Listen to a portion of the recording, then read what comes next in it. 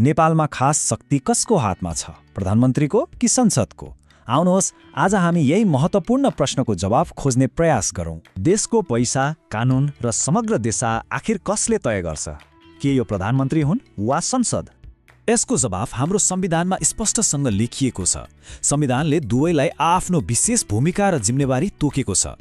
ल सुरु गरौँ सरकार कसरी बन्छ र शक्तिको स्रोत के हो भन्ने कुराबाट। पहिलो खण्ड, शक्तिको आधार अर्थात् सरकार कसरी बन्छ।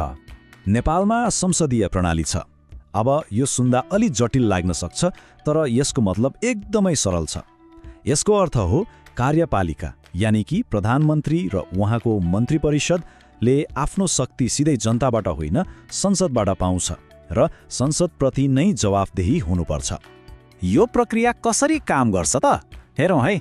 सबैभन्दा पहिले हामी नागरिकहरूले आफ्ना प्रतिनिधि यानि सांसदहरू चुन्छौँ अनि तिनै सांसदहरूको बहुमतको समर्थनबाट प्रधानमन्त्री नियुक्त हुनुहुन्छ। मतलब शक्ति जनताबाट संसद हुँदै सरकारसम्म पुग्छ। यसको सोझो अर्थ के हो भने प्रधानमन्त्रीको सरकार संसदको विश्वासमा टिकेको हुन्छ। जबसम्म संसदको बहुमतको समर्थन रहन्छ, सरकार रहन्छ, समर्थन गयो, सरकार गयो। अब कुरा गरौँ सबैभन्दा महत्त्वपूर्ण विषयको पैसा। देशको बजेटलाई आखिर कसले नियन्त्रण गर्छ त? यहाँ पनि शक्ति बाँडफाँड गरिएको छ। सरकारको काम हो वार्षिक बजेट र खर्चको योजना बनाउने, प्रस्ताव गर्ने। तर त्यो प्रस्तावलाई पास गर्ने कि नगर्ने, त्यसमा केही फेरबदल गर्ने कि र हरेक खर्चलाई स्वीकृति दिने अन्तिम अधिकार चाहिँ संसदसँग हुन्छ। संविधानले पैसासँग जोडिएका विधेयकहरूका लागि एउटा विशेष व्यवस्था गरेको छ, जसलाई हामी अर्थ विधेयक वा मनी बिल भन्छौँ। सजिलो भाषामा भन्दा कर, ऋण वा सरकारी खर्च जस्ता विषयसँग सम्बन्धित कुनै पनि विधेयक नै अर्थ विधेयक हो।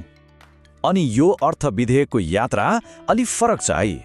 यो विधेयक प्रतिनिधि सभाबाट मात्र सुरु हुन सक्छ। त्यहाँबाट पास भएपछि यसलाई राष्ट्रिय सभामा पठाइन्छ। तर त्यहाँ एउटा शर्त छ। राष्ट्रिय सभाले 15 दिनभित्र सुझाव मात्रै दिन सक्छ, विधेयकलाई रोक्न वा फेरबदल गर्न सक्दैन। अन्तिम निर्णय गर्ने अधिकार फेरि प्रतिनिधि सभामा नै फर्केर आउँछ। यसले के देखाउँछ भने देशको ढुकुटीमाथि प्रतिनिधि सभाको विशेष नियन्त्रण छ। पैसाको कुरा त भयो, अब लागौँ कानुन निर्माण प्रक्रियातिर। देशका लागि नियमहरू कसरी बन्छन् त?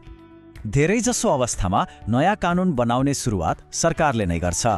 प्रधानमन्त्री र मन्त्री परिषदले देशलाई कता लैजाने हो त्यो अनुसारको एजेन्डा बनाउँछन् र त्यसका लागि आवश्यक विधेयकहरू संसदमा पेश गर्छन्।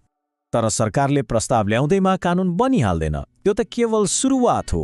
संसद नै त्यो वास्तविक कार्यशाला हो जहाँ हरेक विधेयकको चिरफार हुन्छ। त्यहाँ बहस हुन्छ, संशोधनहरू हुन्छन् र अन्तमा जनताका प्रतिनिधिले यसलाई पास गर्ने कि फेल गर्ने भनेर निर्णय गर्छन्। सामान्यतया कुनै पनि विधेयक कानुन बन्नका लागि एउटा प्रक्रिया पूरा गर्नुपर्छ।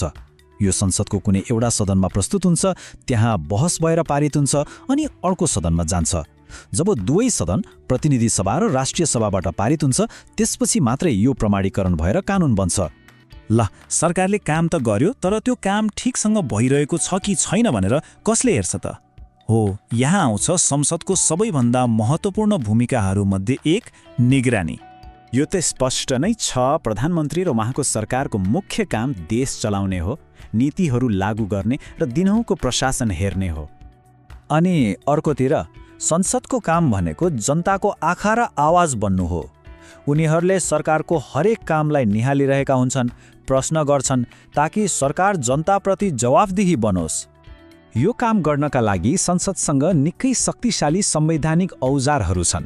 जस्तै उनीहरूले मन्त्रीहरूलाई सदनमा बोलाएर प्रश्न सोध्न सक्छन्, सरकारी नीतिहरूमाथि चर्को बहस गर्न सक्छन्, विभिन्न समितिहरू मार्फत कुनै पनि विषयको गहिरो अनुगमन गर्न सक्छन् र सबैभन्दा ठूलो हतियार, विश्वास वा अविश्वासको मत मार्फत सरकारको भविष्य नै निर्धारण गर्न सक्छन्। त्यसो भए यति सबै कुराबाट हामी के निष्कर्षमा पुग्न सक्छौँ त? यो एउटा सन्तुलनको प्रणाली हो। एकातिर प्रधानमन्त्री हुनुहुन्छ जसले नेतृत्व गर्नुहुन्छ, नीतिहरू अगाडि बढाउनुहुन्छ। अर्कोतिर संसद छ जसले ती नीतिहरूलाई अनुमोदन गर्छ, आवश्यक परे सच्याउँछ र सरकारको काममाथि निरन्तर निगरानी राख्छ।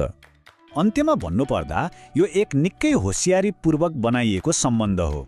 प्रधानमन्त्रीले प्रस्ताव गर्ने र नेतृत्व गर्ने अनि संसदले त्यसलाई जाँच्ने, अनुमोदन गर्ने र निगरानी गर्ने हो।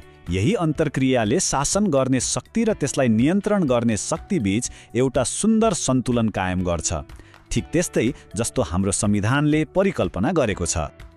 यो भिडियो रिनमेन नेपालले कम्पाइल गरेको हो। हामीले सुरु गरेका छौँ डिजिटली, इकोनोमिकली र सोशली विश्वस्तरीय नेपालको पुनःकल्पना र पुनर्निर्माण गर्ने अभियान। हामीसँग जोडिन नबिर्सनुहोला। धन्यवाद।